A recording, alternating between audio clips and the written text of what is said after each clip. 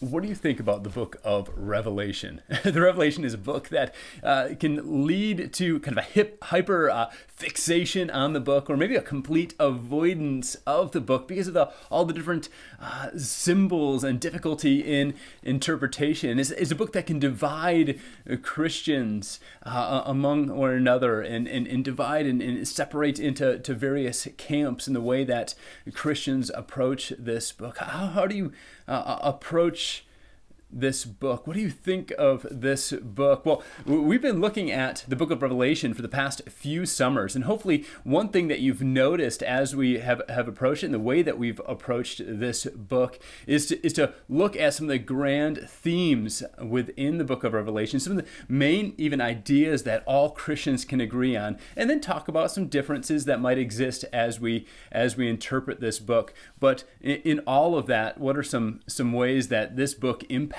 us today, and some truths that we can take from it? And so hopefully that's been beneficial for you as we spend the past few summers here in the book of Revelation. Whether you've been part of our congregation or not, this is the approach we're taking as we continue in the book of Revelation. The first year we looked at the seven churches, and last year we looked at the seven seals, and this year we're looking at the seven trumpets. In fact, we start with the last seal, and it kind of then it transitions in there to the seven trumpets. But just like last year's we started with a scene that provided a lot of clarity, and it really kind of centered our mind and our attention, and with some general truths, and then got some difficulty after that.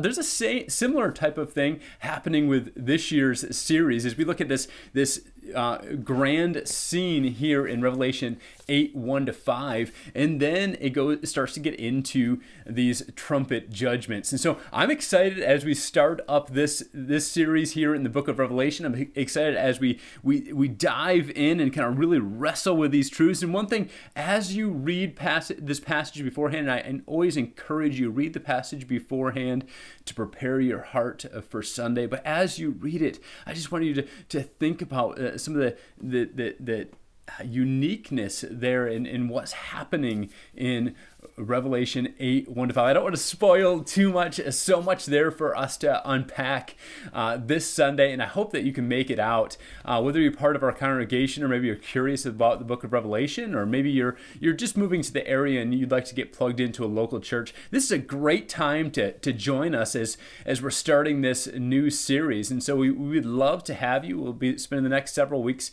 here in the book of Revelation, and we'd love to have you here at the beginning of the series. Maybe you can't join us this week, you're on vacation, or you're unable to make it for some reason.